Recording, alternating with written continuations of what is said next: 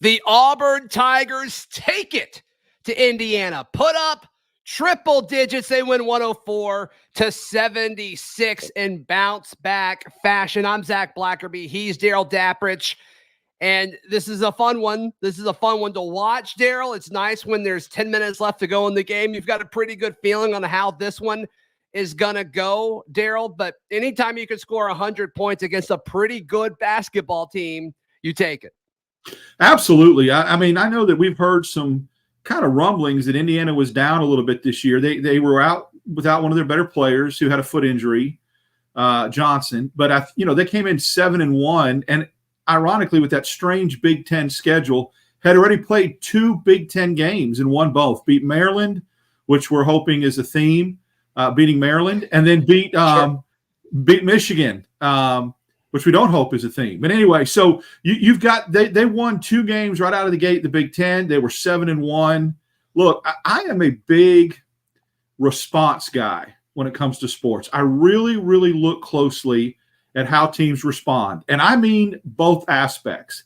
How you come off a big win is huge. Do you come out complacent, lethargic, just roll the ball out there because you smoked somebody? I love to see how teams respond after a big victory. And I love to watch how they respond after a kind of a disappointing loss like Auburn suffered at Appalachian State. Auburn got tested twice in that arena. Number one, they got tested by how they responded to the loss at Appalachian State, and then how they responded when they were down 10, and the way Indiana could not miss. They passed all of those tests with flying colors. I think that's huge, huge, even more than the outcome. Yeah, when they came out in Indiana, they made their first 3 shots made were threes, and it's first like, four, yeah, and it's like, my goodness, what's about? Because that's not who they are.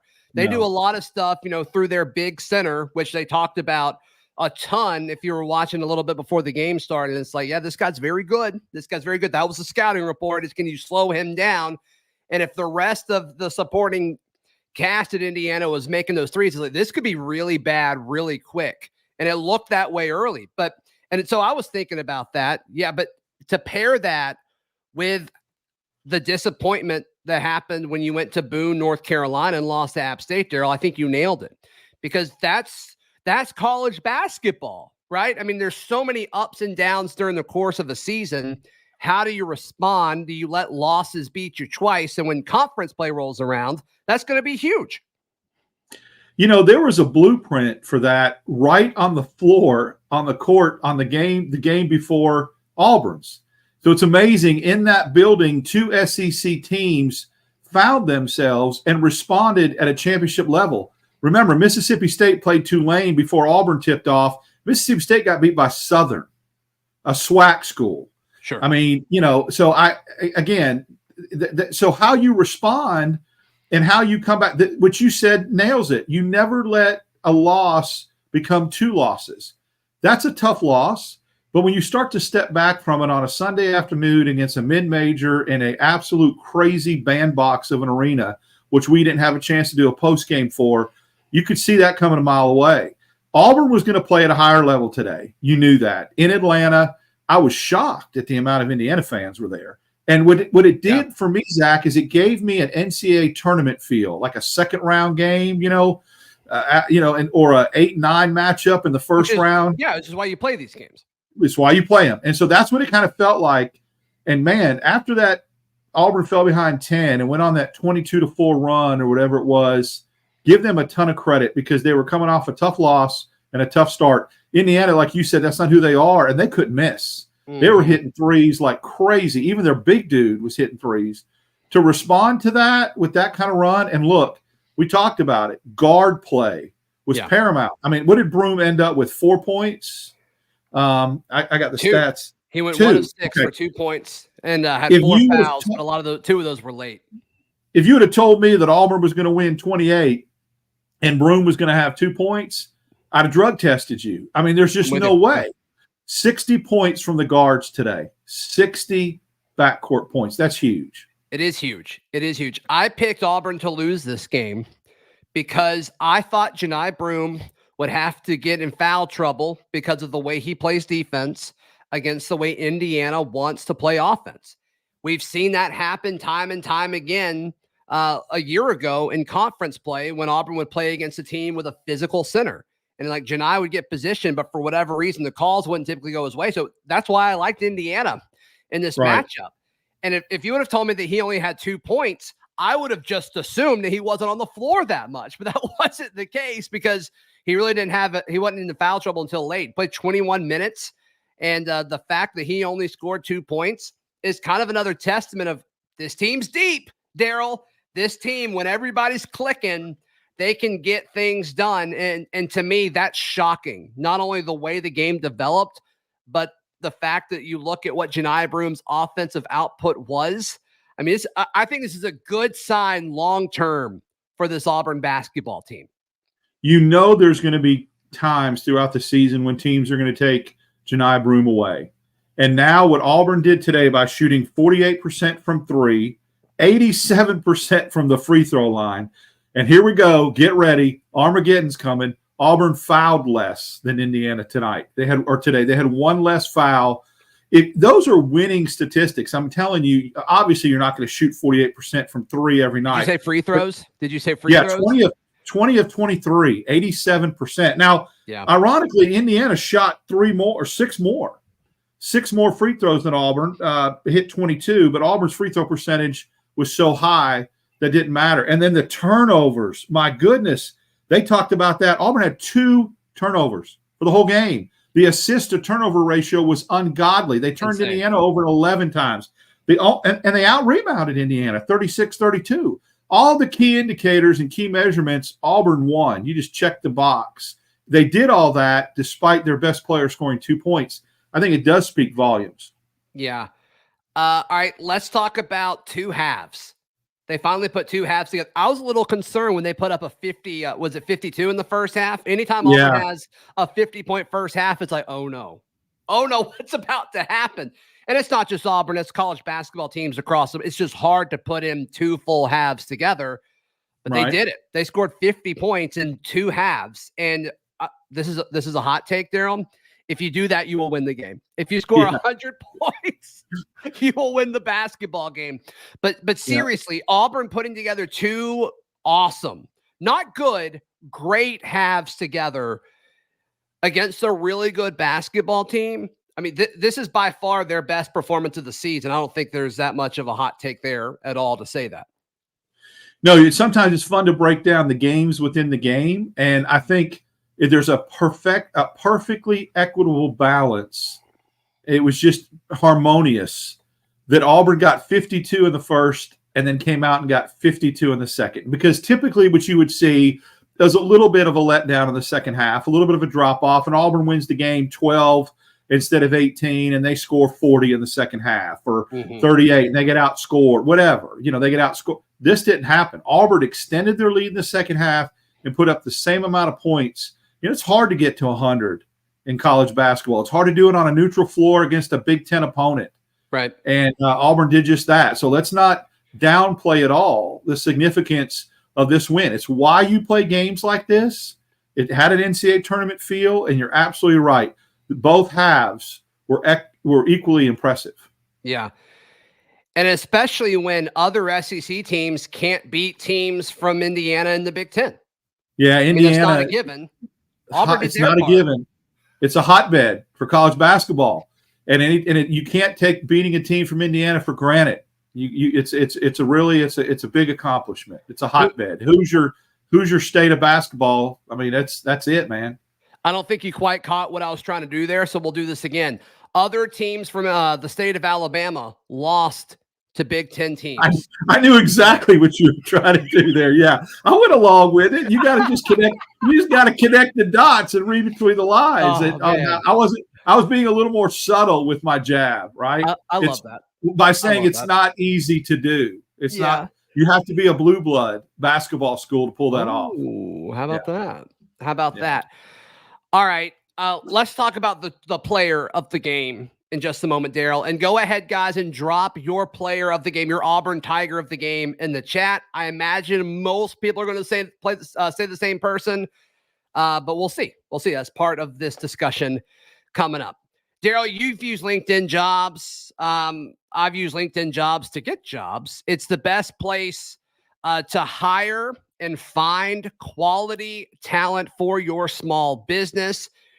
Darrell, over at linkedin.com/lockedoncollege, give a quick testimony. I know you have used them several times for your business.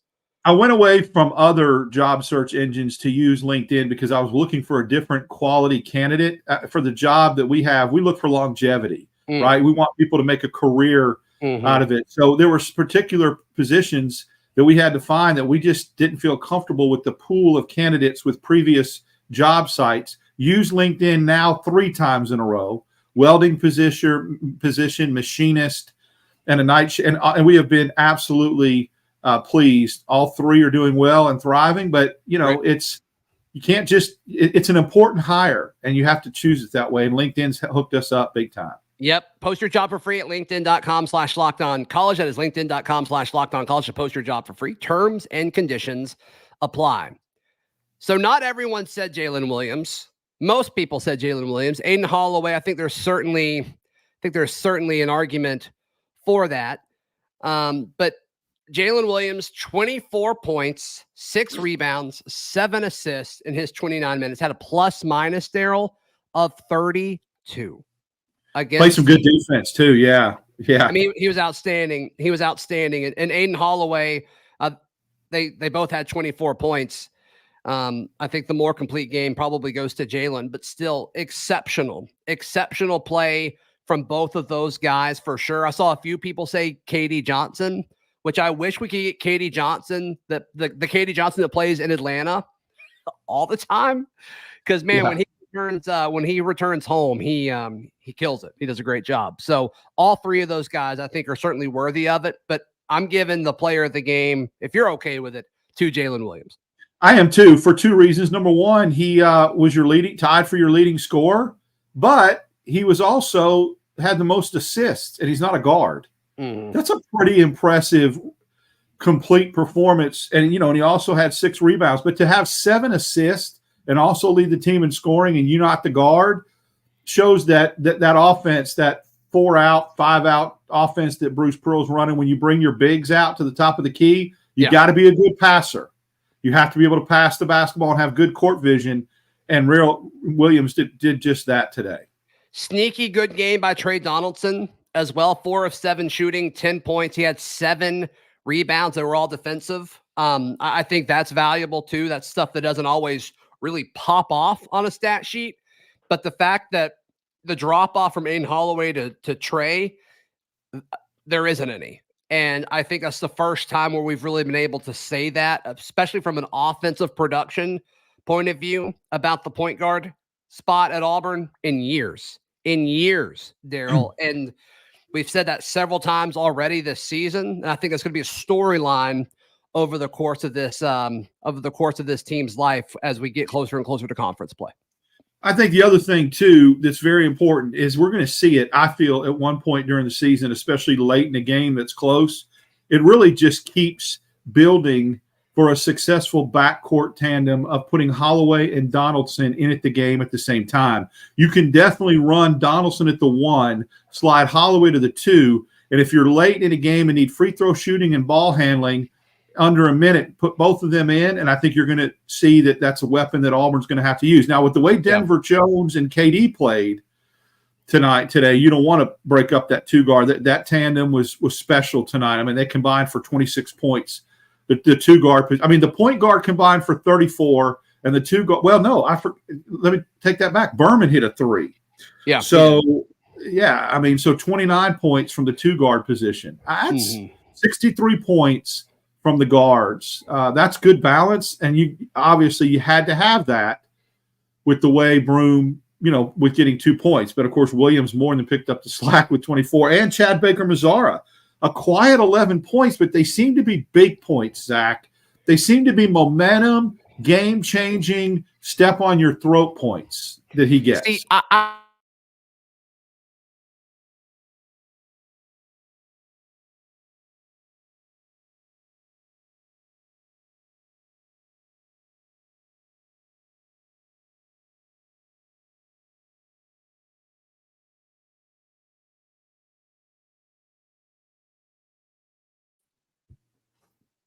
Am I back? You're back. Did we just sit here frozen the whole time?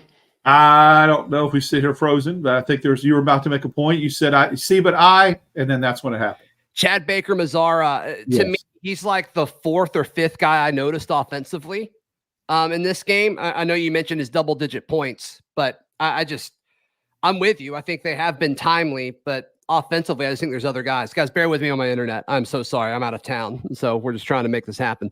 Austin asks, Zach Dapp to echo Rigo Wyoming earlier. Don't ever echo him. He's a bad influence. But who had the better plus-minus in this game, Aiden or Trey? And it was Trey by a long shot. Aiden, his plus-minus was 2, and Trey Donaldson's plus-minus was plus 26. So majorly different there.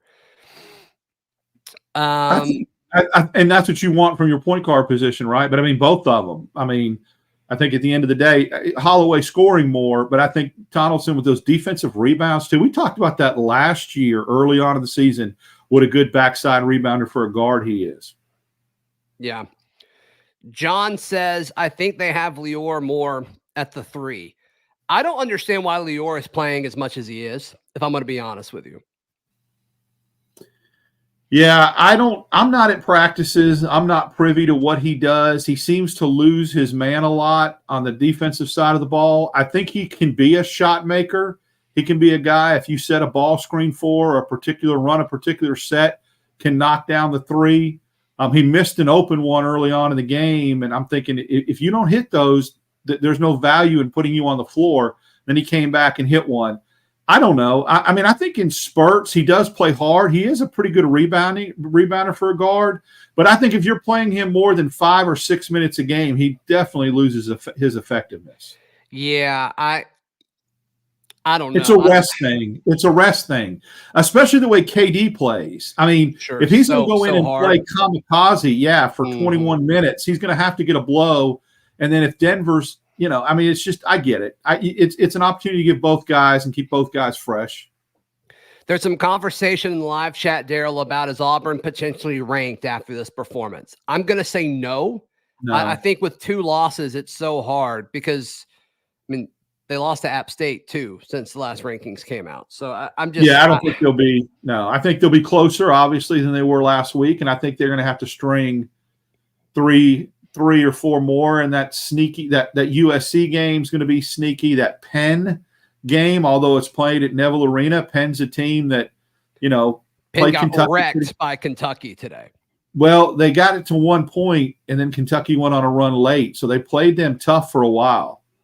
Kentucky went on a nice run late. I think Kentucky ended up winning. They could not stop Bradshaw, and so I just and they're not athletic at all. Penn's athleticism, Auburn's depth and athleticism. It might be one of those games where they're spunky and hold in for a half, and then depth and athleticism in the second half will wear Penn down. But you got Where's USC. That game played? Is that game played in Auburn? Yes, Neville. Yeah. So, I'm still mad at Penn for baseball last year. Not quite over that yet. Yeah, over that yet. I had to really button it up walking out of the baseball stadium that day. They were Philly. There's a lot of them for Philadelphia, and they're known for talking trash, and they were talking some noise. Yep. They're all sitting behind us like, they didn't see this coming. I'm like, we kind of did. Like, chill out. Like, we talked up your pit. Okay, anyway, all right. Yeah. So there's a lot of talk also about Janai Broome. We didn't get a whole lot of offensive production from Janai Broome, which is easy to paint the positive. Like, oh my gosh, we put up 104 points and he was only 2 of them, which is incredible. Is it possible to look at the other side of that coin, Darrell, and say, okay, well, where was Janai Broome against a really solid center? He's going to play against other really solid centers in the SEC. Is there any concern there? There was a little bit of a concern because Bruce kept switching him. He put him on Renault who's the 4. Then he put him on the other kid, the transfer from Oregon, who's the big 7-footer. And I think he struggled with both from a defensive standpoint. So I don't know. I maybe it's just a one-off. If he strings a couple of those together where he has a real hard time competing against other good teams' bigs, then I'd be more concerned. I'm wondering a little bit why there was a switch like that. He was looking for something, Bruce was, to try to get him going defensively. And Renault, man, in the second half was eating his lunch, and it was frustrating Broome. And then Broome came back and had a nice block and a steal on him. So we'll see. But offensively, he looked to be forcing his shots. I think one other thing about Broome that he recognized, though, and realized is that he's smart enough to understand that Holloway was feeling it. And rather than try to score on a double team on the block or on the post, he was kicking it back out to an open Holloway who was draining three. So credit him for maybe not taking more shots. Maybe if he takes more shots, he gets into double digits, but I think he conceded some offensive positions because he knew the hot hand was Holloway. Yeah, I'm with you. All right, any questions, comments, takes, drop those in to the live chat now, and my internet permitting, we will touch on those, and then we will get out of here. Took 6 shots. Broome took 6 shots. There's your answer. He was 1 of 6. Yeah. Yeah. So I mean, you would think that he would shoot double digits at least. So I think he conceded some offensive possessions because other guys were getting it going. Sure. Absolutely. As far as everything coming up, any games you're particularly excited about on the horizon before folks drop their questions in here? UNC Asheville is coming up on Wednesday. Then Auburn hosts USC. That one's the one that I cannot wait to watch, especially after the way they beat Auburn last year. Enfield's a coach that loves tempo. This game could be Bronny James. He's making his debut against Long Beach State, so his debut will not be against Auburn. Bronny James being there. It's going to be fun basketball, and I'm really looking forward to that one. It's kind of wild that Auburn's going to play Bronny James. Yeah, it really is. Because there was some concern if he was going to play this year or not, because he had that health scare, which I'm glad he must be doing better if they're going to play him. So that's good. Right. But, yeah.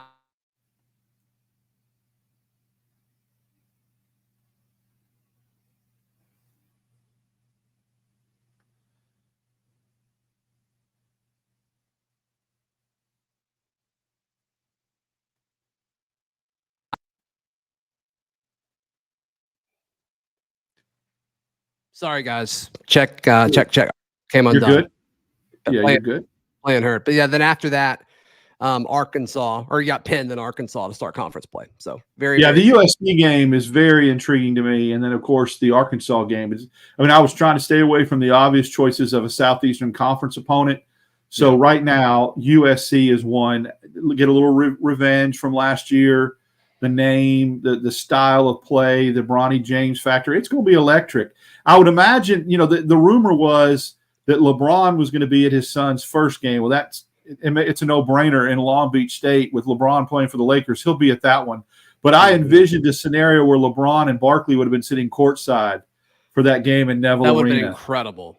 That would have been all you would have needed was Jordan to be sitting between them, and that would have been really special. But, yeah, that would have been a lot. I could imagine seeing that. Now, imagine the world of college basketball and all the eyes of the nation when they zoom in on that and see those two NBA legends sitting courtside in Auburn. That would have been pretty cool. Yeah. Austin asks, what's a good record for us heading into conference play? I don't think you should lose another game. I don't think you should lose another. What is it, 10-2? Would they be 10-2 if they won out? I think that's right. That's right. 10-2 going into conference play, and then you're looking at, obviously trying to get to the 22, 23 win plateau. You'd have to win. Does Auburn play another non-conference game in the middle of their SEC schedule this year? I can't pull up the schedule, but I'm wondering if once they start with conference play, if that's it. Sometimes they have a little break where they play a non-con in there in between. It doesn't look like it. It looks like it's all SEC teams. Okay, so try to get you 12 wins out of the SEC at least, and then you're cooking with gas. Ole Miss. Oh no, wait, they are an SEC team. Just kidding. Just kidding. That's a good. You're on point today. It's not funny. All right, Darrell, how can people check out everything you've got going on, man?